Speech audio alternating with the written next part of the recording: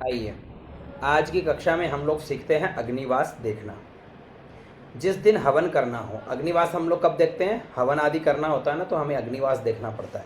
देखिए, तो हवन आदि करते हैं, अनुष्ठान आदि करते हैं, तो अग्निवास देखना पड़ता है। अग्निवास कैसे देखें, तो इसको समझते हैं। जिस दिन हवन करना हो, जैसे मान लो कि आप हमें आज ही हवन करना है या कल हवन करना है, कोई भी दिन हवन करना है। जिस दिन हवन करना हो उस दिन तिथि और वार की संख्या जोड़कर, उस दिन तिथि और वार की संख्या जोड़कर एक और जोड़ दो उसमें, पुनः उसमें 4 का भाग देना। यदि पूरा भाग लग जाए, 0 शेष रहे अथवा 3 शेष रहे, तब अग्नि का वास पृथ्वी पर सुख कारक होता है। शेष 1 बचने पर आकाश में होता है, वो प्राण घातक होता है। शेष 2 रहे तो पाताल में धन का नाश होता है। तिथि की गणना शुक्ल प्रतिपदा से तथा वार की रविवार से करनी चाहिए। ठीक है, अब हम एक उदाहरण के तौर पर समझते हैं। हाँ, रिकॉर्डिंग चालू है। अब हम एक उदाहरण के तौर पर समझते हैं। ठीक है, तो रोहित जी,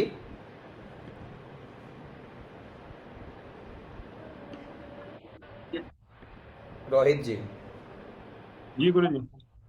अब जैसे मान लो हमें आज का ही अग्निवास निकालना है, तो आज का अग्निवास निकालेंगे तो उस इसमें यह कहा है उस दिन की तिथि और वार की संख्या जोड़कर एक और जोड़ना। तो आज की तिथि क्या है? आज की चतुर्थी सर। चतुर्थी मान लेते, चतुर्थी तिथि हुई। चतुर्थी तिथि हमें जोड़नी है कब से? यहां देखो क्या लिखा है, शुक्ल प्रतिपदा से तिथि की गणना करनी है और वार की गणना हमें रविवार से करनी है। तो अभी कौन सा पक्ष चल रहा है? पक्ष कृष्ण कौन सा पक्ष। चल रहा है अभी? कृष्ण पक्ष कृष्ण। कृष्ण पक्ष है।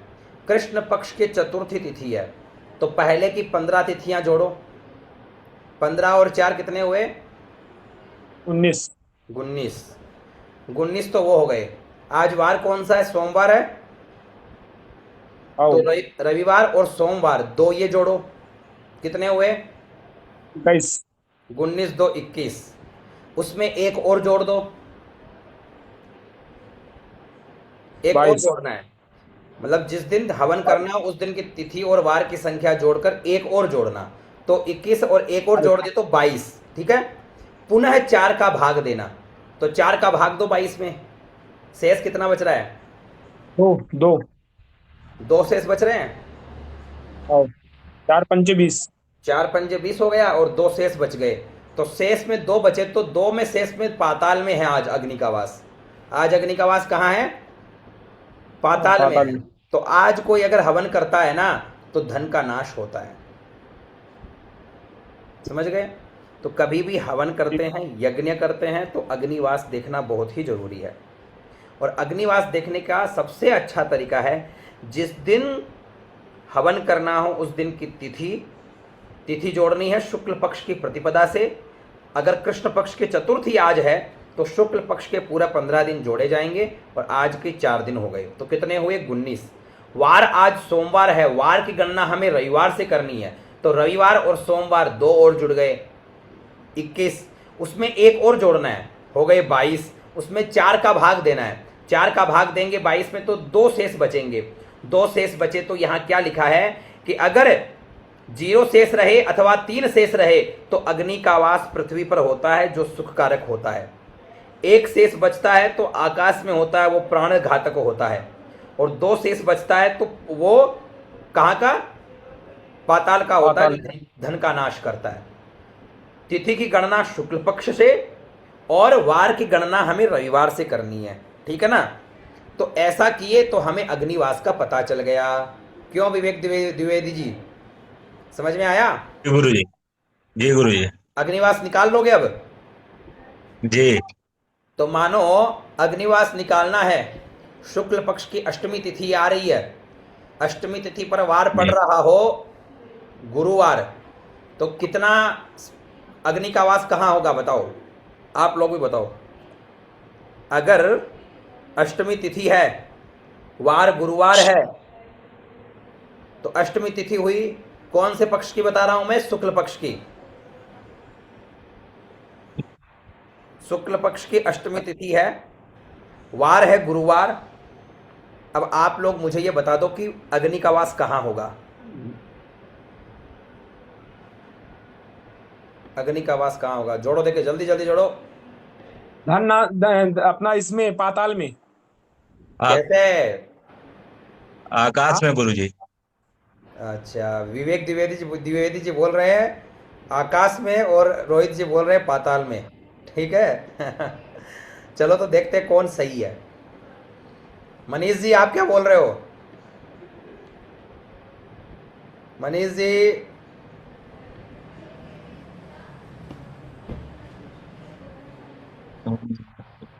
टाइम मिल जाएगा बोल जाइए। रणवंदन उठ के सीताराम नमः। सीताराम सीताराम, कहाँ का, आप कहाँ का बता रहे हो? पाताल में उठ के। पाताल में? जी गुरुदेव। कैसे? गुरुजी कैसे, मैंने बोला बताऊं क्या? मैंने देखो, गुरुजी हाँ विधान के अनुसार जैसे कि अष्टमी तिथि थी तो 8 को जोड़ा, अष्टमी ले लिया। हाँ और उसके बाद में फिर बार गुरुवार था तो गुरुवार हाँ की संख्या 5 होती है, रविवार से काउंट करेंगे तो। हाँ, 5 हो गई, 5 जोड़ दिया। और उसमें एक और जोड़ दिया विधान के अनुसार, हाँ 14 हो गया। 14 को 4 से भाग दिया तो 4 तिया 12, 3 बार गया, 2 शेष बचा। और हाँ शेष 2 बचा है तो 2 का शेष में हो तो पाताल में। हाँ गुरुजी एक बार मैं बताऊं क्या? हाँ, बताओ। मतलब जैसे आपने बोले अष्टमी तिथि रहेगी शुक्ल पक्ष की, हाँ, तो अष्टमी तिथि रहेगी तो 15 दिन अपना कृष्ण पक्ष के ले लिए। क्यों लेंगे? देखो यहाँ क्या लिखा है, शुक्ल प्रतिपदा से तथा तिथि की गणना शुक्ल प्रतिपदा से ही करनी है। हाँ बराबर। हाँ, अब आया समझ में? तो यानी शुक्ल की तिथि की गणना हमें शुक्ल पक्ष से ही करनी है। तो शुक्ल पक्ष से कर रहे हैं तो 8 तो वो हो गई, तो अष्टमी तिथि यानी 8 तो वो जोड़ लिए। और उसके पश्चात रविवार से जोड़ो, रविवार सोमवार मंगलवार बुधवार गुरुवार, 5 ये जुड़ गए। 8 5 कितने हुए? 13 है। 13। एक और जोड़ देंगे, 14 हो गए। अब 14 में 4 का भाग दो, तो 4 3 12, 4 कहीं 2 बाकी। शेष बच गए। 2 शेष बच गए तो कहाँ का? पाताल में। हाँ मनीष जी। गुरुदेव जैसे कि अभी हमारे तिवारी भैया बोल रहे थे ना, तिवारी भैया, हाँ तो ऐसा होता है, मतलब मेरे को जो जानकारी है गुरुजी कि जैसे अपन शुक्ल पक्ष से जब गिनना प्रारंभ करते हैं ना तिथियों को, हाँ तो पूर्णमासी तक 15 है, और पूर्णमासी के बाद जैसे कृष्ण पक्ष में प्रवेश करते हैं तो 16 हो जाता है, फिर अमावस्या तक 30 तक पहुंचता है ना हाँ। गुरुजी? बाकी संज्ञा में जो तिथियां होती है वो 16 होती है। नहीं ऐसा है, वो तो चलो, वो तो इस वो संज्ञा प्रांत में के 16 हिसाब होती से। है, गिनती में 30 होती है। हाँ नहीं, वो तो क्या प्रांत के हिसाब से है। जैसे अपने हमारे उत्तर भारत में लगभग हम लोग मानते हैं पूर्णिमा को अंत मानते हैं, तो हम लोग गिनती अमावस्या की प्रतिपदा से करेंगे। ठीक है। और कई जगह क्या होते हैं कि अमावस्या को अमावस्यांत मानते हैं, यानी वहाँ अमावस्या की जो अमावस्या होता है ना उसको महीने का 30वां मानते हैं, तो वो लोग शुक्ल पक्ष की प्रतिपदा से गिनती करेंगे। ठीक है। यहाँ उन्होंने शुक्ल पक्ष की प्रतिपदा से तिथि की गणना का कहा, तो हमने वहीं से किया। ठीक है। तो अग्निवास का आप लोगों को पता हो गया। इसमें किसी को पूछना है कि अग्निवास कैसे देखते हैं? नहीं? चले आगे। अब अगला विषय हमारा होता है वो है नक्षत्र। हाँ जी, सब कुछ ठीक है। आइए नक्षत्रों के विषय में थोड़ी जानकारी ले लेते हैं। संपूर्ण आकाश मंडल को 12 राशियों के अतिरिक्त 27 नक्षत्रों में विभाजित किया गया है। ठीक है। नक्षत्र होते हैं अश्विनी, भरणी, कृत्तिका, रोहिणी, मृगशिरा, आर्द्रा, पुनर्वसु, पुष्य, अश्लेषा, मघा, पूर्वा फाल्गुनी, उत्तरा फाल्गुनी, हस्त, चित्रा, स्वाति, विशाखा, अनुराधा, ज्येष्ठा, मूल, पूर्वाषाढ़ा, उत्तराषाढ़ा, अभिजित, श्रवण, धनिष्ठा, शतभिषा, पूर्वा भाद्रपद, उत्तरा भाद्रपद और रेवती। इनमें आकृति बताई गई है कि इनकी आकृति कैसी है। अश्विनी की अश्वमुख की तरह है, तारा इसके 3 है, स्वामी इसके अश्विनी कुमार है। भरणी की आकृति योनि की तरह है, तारा इसके 3 है और स्वामी इसके यम है। कृत्तिका के आकृति नापी तक क्षुर की तरह है। तारा संख्या 6, स्वामी इसके अग्नि है। ठीक है, ऐसे ही हम लोग आगे बढ़ते हैं तो सबकी जो है आकृति और उनके देवता आदि का वर्णन किया गया है। नक्षत्रों की संज्ञा एवं उनमें करणीय कर्म। कहा गया कि संज्ञा एक ध्रुव स्थिर में कौन कौन से नक्षत्र आते हैं?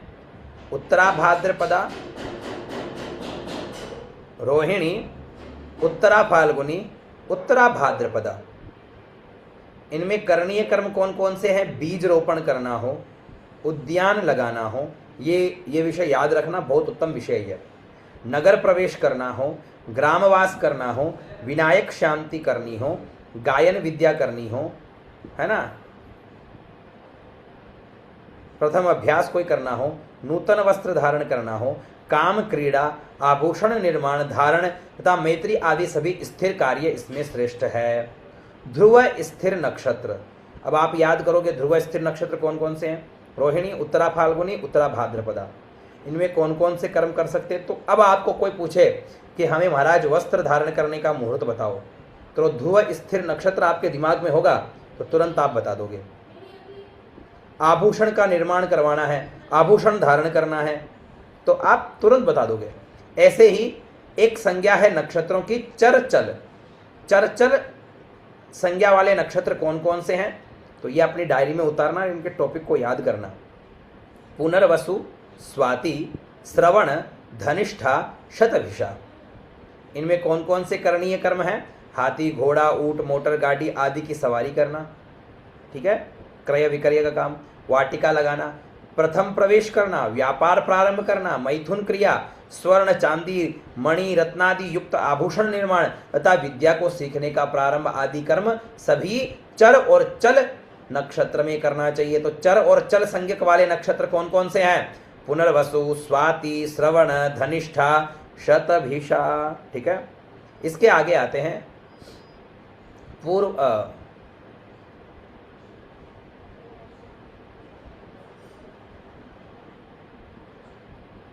पूर्वाषाढ़ा, उत्तराषाढ़ा में विष सेवन करना, यंत्र मंत्र के माध्यम से किसी पर घात करना, जैसे क्रूर कार्य तथा पशुओं का वशीकरण एवं नक्षत्र में करणीय कर्म है।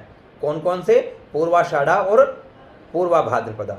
मिश्र साधारण, कृत्तिका व विशाखा अग्नि कार्य, वृषोत्सर्ग अग्निहोत्र प्रारंभ, वस्तु का सम्मिश्रण बंदी बनाना, विष प्रयोग आदि हेय व भयंकर कर्म सब इसमें होते हैं।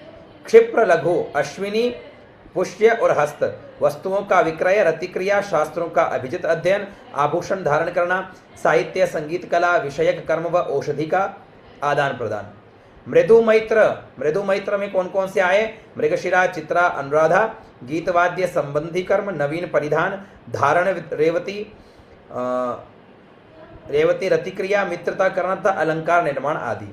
तीक्ष्ण दारुण नक्षत्र कौन कौन से हुए?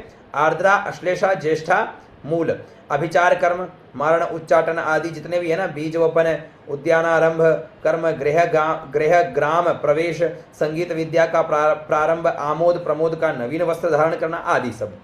जन्म नक्षत्र पर विचार करें। अन्नप्राशन, उपनयन, चूड़ाकरण, राज्याभिषेक आदि में जन्म नक्षत्र प्रशस्त होता है।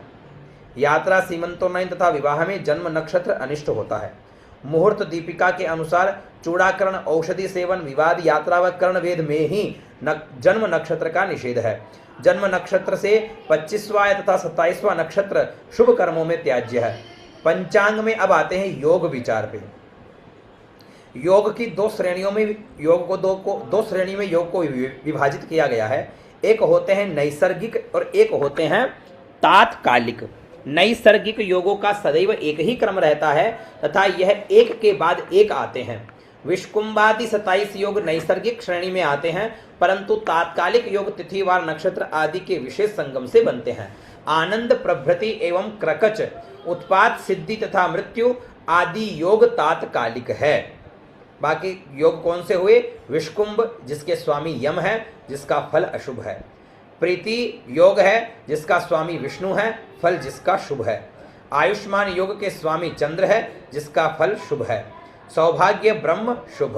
शोभन बृहस्पति शुभ, अतिगंड चंद्र अशुभ, सुकर्मा इंद्र शुभ, धृति जल शुभ, शूल सर्प अशुभ, गंड अग्नि अशुभ, वृद्धि सूर्य शुभ, ध्रुव भूमि शुभ, व्याघात वायु अशुभ, हर्षण भग शुभ, वज्र वरुण अशुभ, सिद्धि गणेश शुभ, व्यतिपात रुद्र अशुभ, वरियान कुबेर शुभ, परिघ विश्वकर्मा अशुभ, शिव मित्र शुभ, सिद्ध कार्तिकेय शुभ, साध्य सावित्री शुभ, शुभ लक्ष्मी शुभ, शुक्ल पार्वती शुभ, ब्रह्म अश्विनी कुमार शुभ, ऐन्द्र पितर अशुभ, वैधृति दिति अशुभ। व्यतिपात योग यह उपद्रवी योग है। यह योग नैसर्गिक व तात्कालिक दोनों श्रेणियों में आता है। अमावस्या को रविवार या श्रवण धनिष्ठा आर्द्रा अश्लेषा अथवा मृगशिरा नक्षत्र के योग से व्यतिपात योग बनता है। अब ये याद करना है, व्यतिपात योग कैसे बनता है तो बताओगे आप। यह उपद्रवी योग है, उपद्रव मचाने वाला। यह योग नैसर्गिक व तात्कालिक दोनों श्रेणियों में आता है। अमावस्या को रविवार आ जाए या श्रवण धनिष्ठा आर्द्रा अश्लेषा अथवा मृगशिरा नक्षत्र से के योग से व्यतिपात योग बनता है। अब आते हैं वैधृति। ठीक है, वैधृति योग क्या होता है उसके विषय में चर्चा करते हैं। तो यह भी व्यतिपात के समकक्ष ही है। इसे भी शुभ कर्मों में त्याज्य बताया है। शेष अशुभ योगों में परिघ का पूर्वार्ध, विष्कुंभ व वज्र की आदिम 3 घटी, व्याघात की प्रारंभिक 9 घटी, शूल की प्रथम 5 घटी तथा गंड अतिगंड की आदिम 6 घटियां विशेषतः त्याज्य है। ये वैधृति योग में आती है। आनंद आदि जो 28 योग है, वार व नक्षत्र के योग से तात्कालिक आनंद आदि 28 योगों का आनयन होता है। इन योगों को ज्ञात करने के लिए वार विशेष को निर्दिष्ट नक्षत्र से विद्यमान नक्षत्र तक साभिजित गणना की जाती है। रविवार को अश्विनी से, सोमवार को भरणी से, मंगलवार को अश्लेषा से, बुधवार को हस्त से, गुरु को अनुराधा से, शुक्रवार को उत्तराषाढ़ा से, शनिवार को शतभिषा से तद्दिन के चंद्र चक्र तक गिनने पर आप्त संख्या को ही उस दिन वर्तमान आनंद आदि योग का क्रमांक प्राप्त होता है।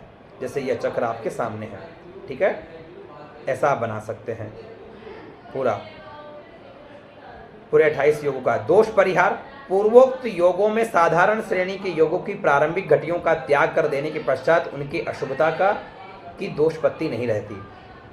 मतलब कुछ योग ऐसे हैं जिन योगों को प्रारंभिक उनका आप घटियां त्याग दोगे ना तो फिर उसमें बाकी में दोष नहीं रहता है। परंतु कालदंड, उत्पात, मृत्यु व राक्षस योग तो समग्र रूप से त्याज्य है। अन्य योगों की त्याज्य घटियां चक्र में प्रदिष्ट की गई है। कुयोग के समय यदि कोई अन्य सिद्धि आदि सुयोग भी वर्तमान हो तो सुयोग का ही फल मिलता है, कुयोग का नहीं मिलता। ठीक है। क्रकचादि तत्तात्कालिक योग तिथि वार्ता नक्षत्र के विशिष्ट संगम से आविर्भूत योगों का मुहूर्त शोधन में महत्वपूर्ण स्थान है। अतः ऐसे ही कुछ प्रचलित योगों का विवरण चक्रों में उल्लिखित है।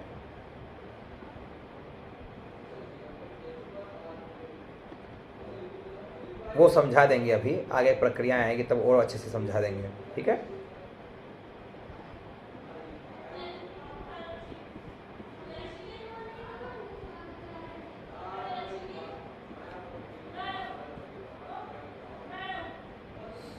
कर्ण के विषय में चर्चा करें तो कर्ण के विषय में अपन सोच रहे हैं अगली कक्षा में करेंगे। ठीक है।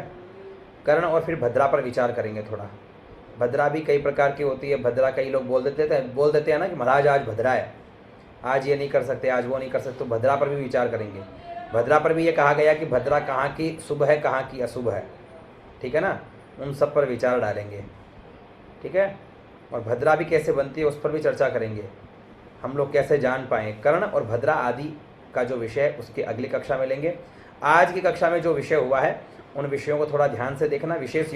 विशेष करके योग, नक्षत्र और अग्निवास आदि जानना। तो नक्षत्र याद करने हैं 27 सारे। ठीक है, नक्षत्र याद कर लो, योग याद कर लो, और इसके अलावा जो हम लोग अग्निवास देख पाते हैं उसको आप तैयार कर लो। ठीक है, चलिए, नमो नमः आप सभी को। शुभ रात्रि।